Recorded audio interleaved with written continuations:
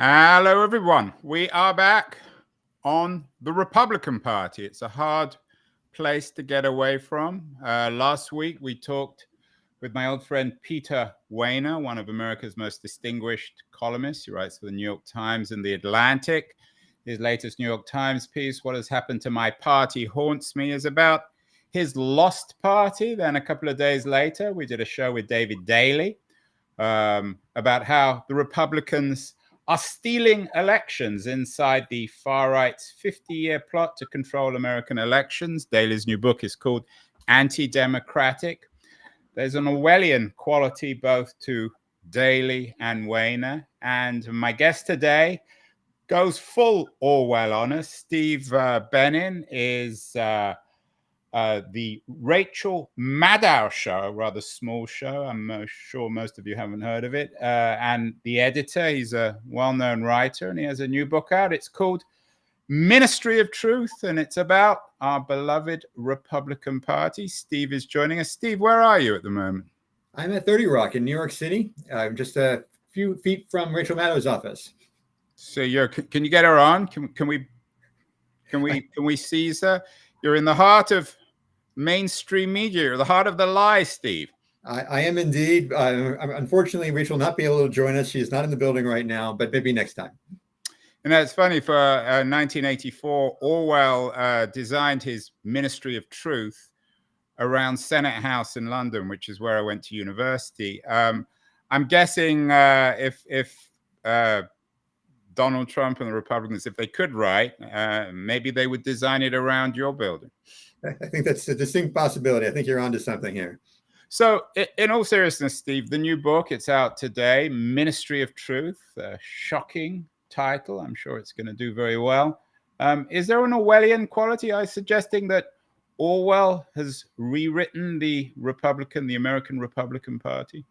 I think that there are real parallels and they're important. And Ministry of Truth was the propaganda machine for the ruling party in 1984, in George Orwell's 1984. And among the responsibilities for Winston Smith, the hero of the story, is that he was responsible for, among other things, rewriting history and for discarding any facts that were deemed to be inconsistent with the ruling party's preferred version of history. Those inconvenient facts were sent down what was called the memory hole. And so I think that there are real parallels because whereas Winston Smith was responsible for rewriting history, now we have a Republican Party that is making every effort to try and do the same thing. Although it's not just history. My emphasis on my book is about the effort on the part of GOP leaders and GOP officials to rewrite recent history. So in addition to the fact that there's a culture war going on related to history from generations past, what I'm focused specifically on is the Republican effort to rewrite recent history, which in some ways I consider to be more audacious, given that these are events that we all saw with our own eyes and experienced in our own lives, and yet our memories are trying to be overwhelmed by Republican propaganda. Steve, isn't all politics or all culture about how we remember history? Orwell's 1984, of course, is rather stark and vulgar in the way in which totalitarianism tries to do this. But aren't the Democrats also rewriting history continually? Isn't that the nature of politics? I think that there is something to be said for the idea that for as long as there have been historical records, there have been people in positions of power and authority who've tried to rewrite them. I think that I'm sympathetic to that argument. However, having said that, I don't think that both parties are equally to blame here. I mean, for example, we didn't see let's take the Obama era, for example. Barack Obama had his healthcare plan, the Affordable Care Act, which is proven to be a great success. But when it was first unveiled, the website didn't work. And for several weeks, the Democratic White House took its lumps and was thoroughly embarrassed by the fact that they had a website that didn't work. Now, ultimately, the website was fixed and the system worked just fine. But for a while, it was an embarrassment. Now, we didn't see the Democratic White House at the time try and tell people, no, the website worked fine from the beginning, and anyone who says otherwise is lying to you. That would have been ridiculous. We all would have known better. And yet, if it was happening right now, or it happened in the Trump era, what we would see is the opposite. We would have an entire party apparatus that says, no. Any independent news organizations that are claiming that the website didn't work are lying to you, and we can prove it because Fox News says so. Or take the Hillary Clinton loss, for example, in the 2016 election. She conceded the race. She called Donald Trump and said, "Congratulations, you've won." And then she stood aside and she attended the Trump inauguration and played it straight the way successful candidates, normal candidates in American democracy often do. If she had spent the next several years engaged in some kind of ridiculous campaign peddling conspiracy theories about her defeat, well, none of that would have been considered tolerable. It would have been rejected as absurd because she lost fair and square. And yet, if we see the parallels to 2020, Donald Trump also lost fair and square, but he did not follow Hillary Clinton's example. So my larger point, of course, is that while there are no angels in American politics, I don't think both parties are equally to blame on this front. If Orwell was going to rewrite the Trump age or the Trump era, and he was to turn Donald Trump into an Orwellian character, wouldn't there be a denial of all bad news? I mean, even Trump acknowledged that people died of COVID during the Trump age. Well, there wasn't a formal rewriting of history. Sometimes perhaps Trump challenged our ontological certainties. But was the Trump age really the ministry of truth? I make the case in the book that it was. I think that I'm glad that you referenced the COVID example, for example, because I have a chapter on that in the book.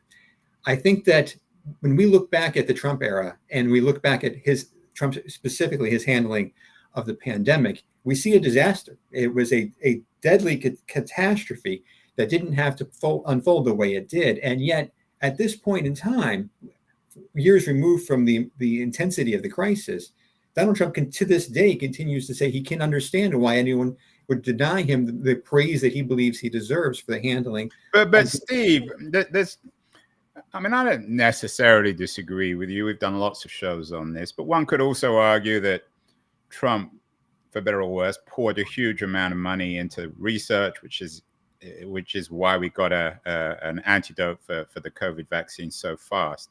But Trump doesn't deny that people died in Trump's America during COVID, does he?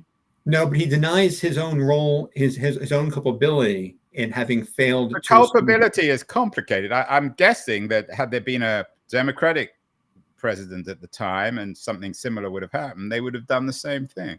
I think that you're right insofar as a Democratic president or any major party president would have invested, for example, in the development of a vaccine quickly. I think that goes without saying because, of course, anyone in a position of power would want to have a safe and effective vaccine available to the public as quickly as possible. I am glad that the Trump administration did that. I think that it's fair to assume that anyone in that position would have done the exact same thing.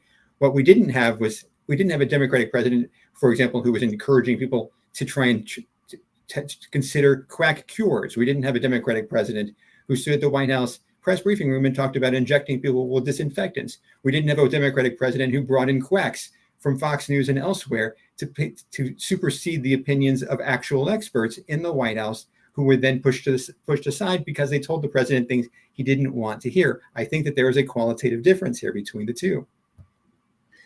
In 1984, of course, one of the most chilling aspects of the Orwellian state was the way in which history was invented and reinvented in foreign policy terms. One year, Oceania was the enemy. The next year, it was the friend.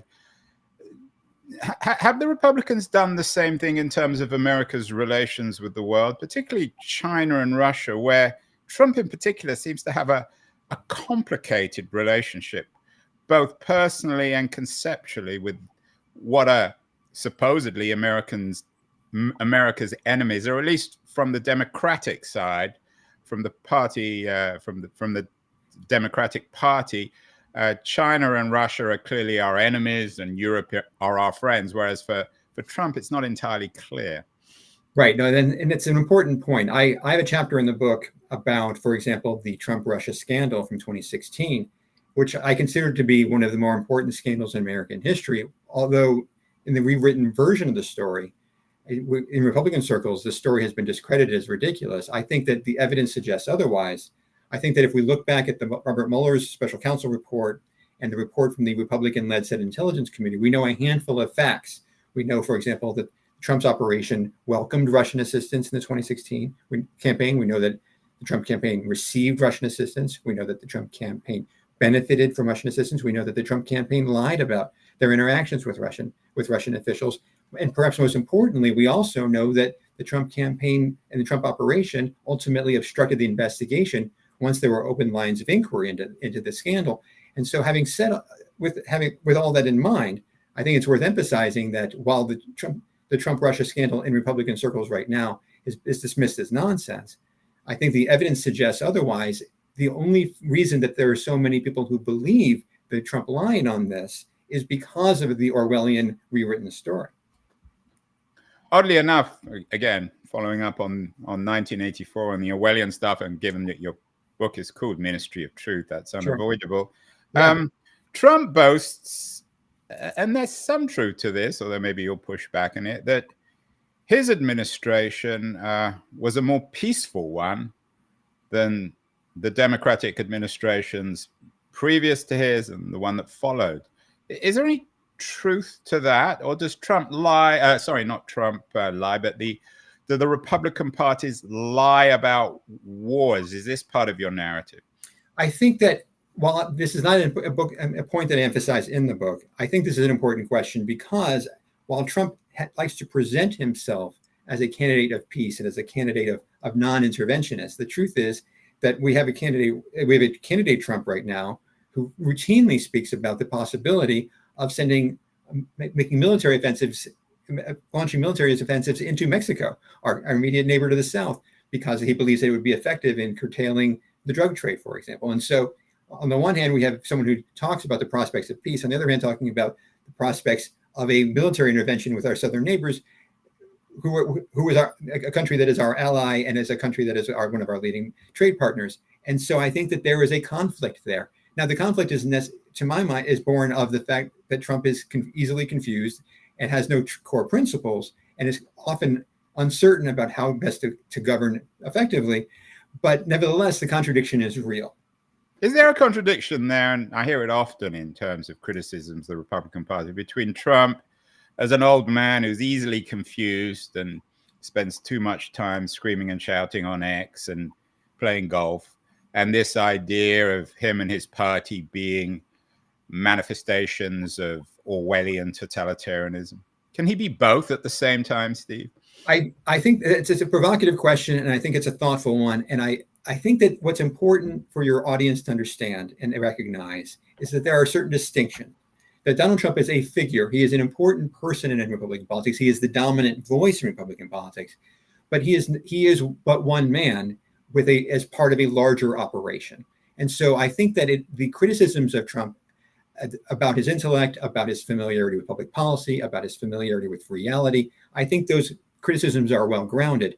But that does not necessarily imply that all of the Republican Party and all of the MAGA world and all of the Trump universe is necessarily to be dismissed as buffoonery, because we know better. I think that there is a serious group of people who are surrounding Trump, who are in positions of influence, and who take policymaking and governing far more seriously than the former president, but they have his ear. And so while I think that the criticisms of Trump are fair, I think there would be a mistake to just dismiss the entire operation, the entire ecosystem, if you will, as just nonsense, because I think the evidence suggests otherwise. So let's talk about what you call these serious people. We've done, as I said, many, many shows on the Republican Party. We did one, I'm sure you're all too familiar with Dana Milbank's work. Sure. On the Republican Party as a destructionist party.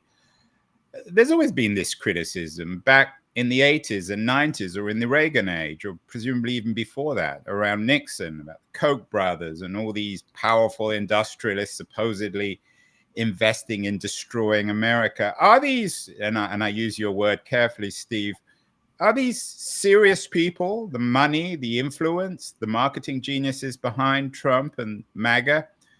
Are they the same serious people who have always been in the Republican Party, or are they a different group of serious people? Well, I should emphasize and bring some clarity to the word serious. I think that when I say serious, what I'm referring to is that's SERIOUS. IOUS, not the radio station, right? Quite right. Quite right. When I say that they are serious, that is not necessarily a value judgment in terms of the quality of their ideas. I'm not suggesting that these people have an agenda with merit because of their quote unquote seriousness. My point rather is that they are not Trump-like buffoons. That they take governing goals seriously. They take. Well, would you include Bannon in that? I think that Steve Benen is a man with clear priorities. They are not my priorities. But he's a serious person, even if you don't agree with him. I hesitate to use the word serious in relation to Steve Benen. I think I'd be more inclined to say that he is a man with distinct and clear goals, with ambitions on how to pursue those goals, and with great influence over those in positions of power who have control over levers of power in Republican politics, who take his goals and priorities seriously. I would not necessarily see him as someone who I would necessarily consider to be a towering intellect. I say he's someone who has clear goals and priorities with influence in Republican politics. But to your larger question about whether or not there have been changes over time, I would refer you to my first book. I had a book called The Imposters, about how that there have been changes in how Republicans have approached governance over the last generation. And the book is called The Imposters: How Republicans Quit Governing and Seized American Politics. Again, so many books like this, Steve. I'm not writing your book off. It was a big success, but still, you read a lot of these kinds of books. I understand. And it's this idea that somehow, and it's ironic given the nature of American politics, is that all these books by guys like you, they're all really suggesting ultimately that the Republicans are no longer American, that there's something un-American about them. Is that fair? That is a provocative question, to be sure. I would not go so far as to say, I'm hesitating only because I'm trying to choose my words carefully here. I think that there is an American tradition, and there are American norms within our political system. I think it is fair to say that too often that a Trump-led Republican Party is operating outside of those traditions and outside of those norms. Well, that's some people might say, well, that's very conservative Americanness, and the American Republic is shifting dramatically. Why shouldn't the political parties shift too? Well, that is a decision to be made by the American electorate. If they are comfortable with the direction that Trump wants to take the country and to take his party, then they will win elections accordingly, and we will all suffer the consequences once those people are in positions of authority again. That you're right that the great thing about democracy is that the power is in the hands of the electorate, and they're able to change direction. If a radicalized Republican Party is what American voters want, then the American voters will elect them, and there'll be consequences that are associated with those elections results. That's rather like talking to a child. If you do this, you'll have to accept the consequences. Fine. I want to take a break in a second, Steve. But one more question about serious people, your term. I'm curious what you think of J.D. Vance. He's certainly presented and thinks of himself as a serious person, graduate of Yale Law School, best-selling writer, and this post-liberal intellectual tradition now, people like Patrick Deneen. Are these people like Vance and Deneen, are they part of your Ministry of Truth? I think that, yes, I think that Vance in particular stands out as someone who has, for example, his entire persona for many years was built around the idea that he was a fierce Trump critic.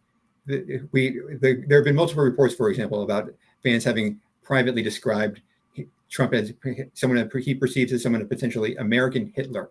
His words, not mine. And then that persona and that ideology was conveniently discarded down the memory hole and replaced with something new that happened to be more a Trump sycophant and someone who is more in line with pursuing his new ambitions within this MAGA universe. So yes, I think that given those details, given that recent history, I think J.D. Vance very much falls into this Ministry of Truth. And what about the post-liberal tradition, which is, I was just a couple of weeks ago in DC at a liberalism in the 21st century conference, and there's a lot of concern on the progressive side about the discourse of post-liberalism.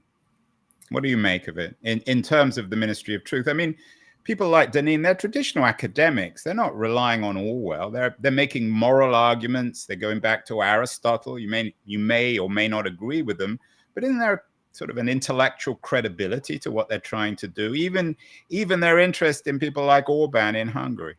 I think that there is an intellectual veneer, to be sure, surrounding their arguments. I find their arguments unpersuasive, and I think that once you scratch that veneer, I find that there's very little beneath it. But that's my own personal perspective.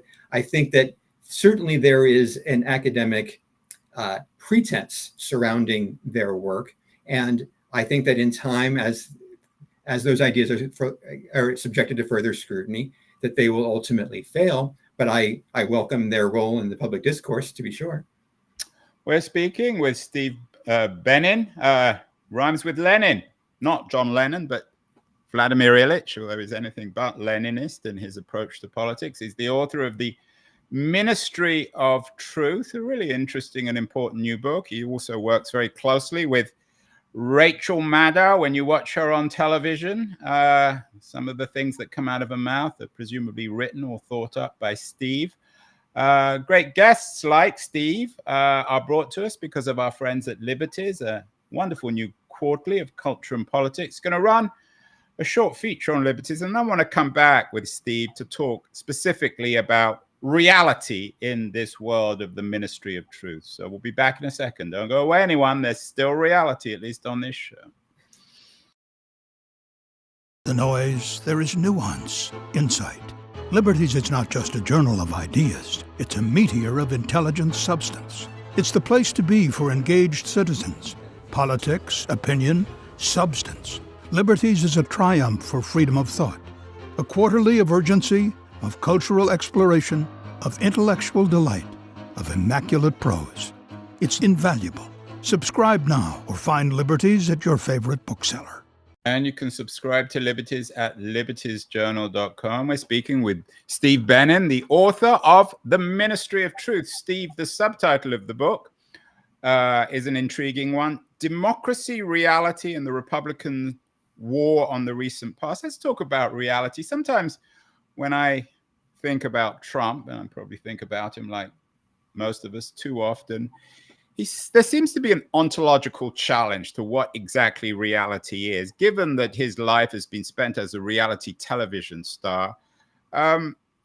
Is there some truth to the fact that Trump and perhaps the Republicans, rather than destroying reality, rather than reversing it into some sort of Orwellian dystopia, they're simply revising it to reflect the nature of early 21st century America, of reality television, of social media? I think that from their perspective, reality is what they say it is. I think that they find that it's convenient to look at reality as clay to be molded, that the reality that we've experienced in our day-to-day lives, the reality of events that we've witnessed and experienced, that they are merely a first draft, and that at a certain point soon thereafter, Republicans will believe, a Trumpified Republican Party believes that it can then take that clay and remodel our understanding of truth and our understanding of reality. And if we resist, well, then our memories have to be bullied into submission. That is the argument that I make in my book, and I think there's ample evidence to support the thesis.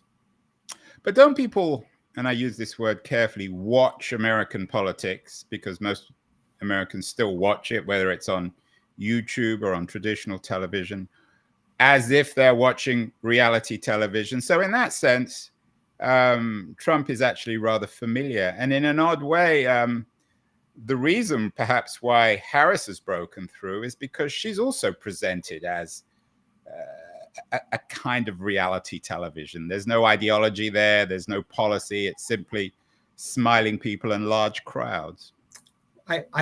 I take your point, although I think it's premature in your analysis. I think that Kamala Harris is an accomplished public servant. She's been in public life for decades. She has served as a prosecutor, a state attorney general, a senator, a vice president.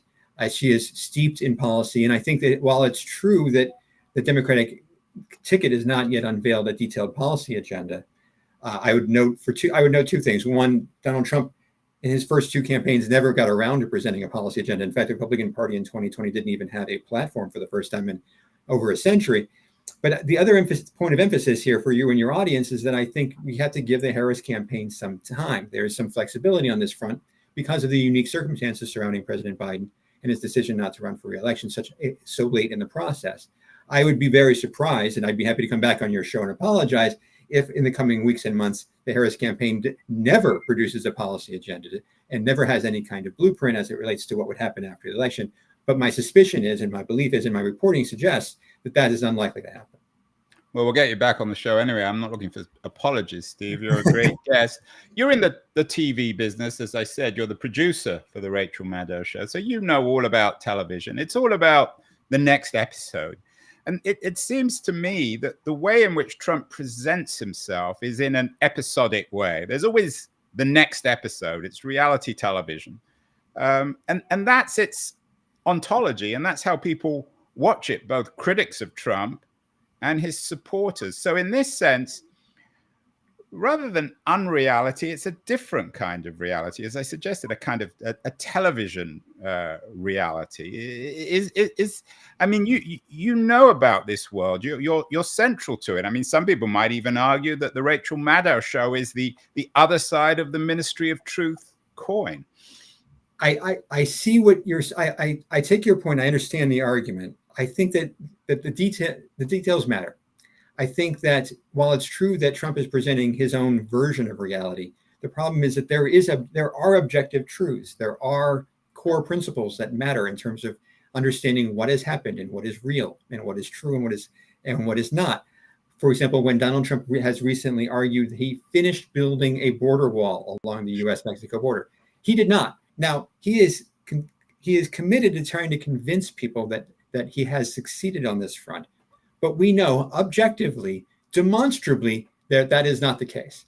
Now, I think that it's true that there will be another episode in this episodic story, and he will simply move on to another version of this lie, and the lie will grow and metastasize and evolve in a variety of ways that I find difficult to predict. But nevertheless, at its core, he is making a claim that is demonstrably false, and we can all prove it. The Rachel Maddow Show, among other programs, is not necessarily just part of this game. I think that, the Rachel Maddow Show, we have an informal slogan about the purpose of our program is to increase the amount of useful information in the world. That information is at its core accurate. It is tested. It is scrutinized. But it's only information that you want to present. I disagree. I think it is information that is factual. It is information that we believe that our audience will care about and learn from. It is not. It is presented with a point of view, but it is the facts. These are facts, and these are truths that we believe will benefit our audience. It is not the other side. You know who your audience is. You know that the vast majority of people who watch the Maddow Show are politically progressive on the left, certainly hostile to Donald Trump. I think that I like to believe that Rachel Maddow Show has a broad audience. I think it is probably fair to say that most of our viewers are probably to the left of Donald Trump, but that does not mean that we would put the facts or truths aside for the purposes of pandering. I think that the show is intended to present people with useful information that is accurate and has been tested and is fact-checked before it is aired. Steve, you're digging yourself into a hole here. I'm going to publicly request that you get Rachel on my show. I'm sure she won't do it, but that's another subject. In all seriousness, this Ministry of Truth, one of the more chilling aspects, of course, is that whether or not Trump wins the election, and I'm no great fan, I hope he loses it, there's no doubt that 45, 46, 44% of Americans will vote for this Ministry of Truth. What's your analysis of why? Are people just lazy? Have they bought into it? Do they acknowledge that it's all a bit of a farce, and that that they know he's lying, or that the Republican Party is inventing stuff, but it doesn't bother them? What's your analysis of why the Ministry of Truth has so much success, even if they don't win national elections? I think that there are different motivations for different parts of the party. And so I'm reluctant to paint with too broad a brush. But one thing I'd like to emphasize as it relates to my book's thesis is that there are far too many Republican voters who are, to my mind, simply the marks for con men. I think that Donald Trump and people around him have had great success in convincing people to, A, discard independent sources of information, and then B, turn to them as the sole source and authority for facts. And so, for example, when there is reporting on, say, January 6th and the attack on the U.S. Capitol in the wake of the 2020 election, we have people like Trump and people around him who have successfully convinced the Republican base, or at least much of the Republican base, that Donald Trump won the election fair and square. He did not, and that Donald Trump had no interest in deploying an insurrectionist mob to attack his own country's capital, though he did. And because there has been so much effort over the course of many years to encourage the GOP base to discard independent sources of information, to your question is, well, why do so many people believe this? It's because they've put their faith in people who lie to them. They put their faith in the hands of a party and its leaders who see them as easily fooled marks. And so they have had great success on this front. My hope is that some of them will ultimately read my book and reconsider. Or watch your show, the Rachel Maddow show. But they don't, Steve. I mean, you know this as well as I do. The chances are that they're not going to read your book. They may not buy books. If they do, they're certainly not going to read books by you. How much of this reflects a split ontology in America between one version of the world put out by guys like yourself and Rachel Maddow, and one version put out by Trump and the Republican Party? Both of you claim that you're representing reality, and the other side's in the fabrication business. Yes, that is a good summary of the argument from a distance. If we know from 30,000 feet, we can look at these disputes and say, well, one side says X, the other side says Y, and the public is easily confused as to which to believe. And so people will necessarily go with their partisan instincts or their tribal history as it relates to family or culture or geography. But the point I want to emphasize is that when we close in, we move away from the 30,000 foot view and we start to look at the granular details, that dynamic starts to disappear. And what we see when we get closer and we look at the granular details is that one side is not just presenting a perspective, one side is lying and one side is not, and that those details are ultimately what matter most. That there is evidence, there is research, there is study, there are truths and facts that can be supported by data. All of those things are ultimately what matter more than what partisans and pugilists have to say when they're appearing on cable news. Those facts matter, and my hope is that ultimately the public will side with them and care about them enough to take them seriously. Are there any truth tellers left in the Republican Party? Have they all fled? Liz Cheney's left. Many centrist writers, people like Pete Wehner. Is there anyone left in the Republican Party, in your view, Steve, who are still fighting for normality? For the version of reality which you're presenting in your book? I think that the voices of reason in Republican politics right now are far and few between. They are an endangered species. I think you look at someone like Liz Cheney, with whom I disagree on practically every issue, but who's someone I consider to be patriotic enough to recognize the threat that Trump poses to the party and to the country. I don't know if I would go so far as to say she has left the party, but certainly the party has left her.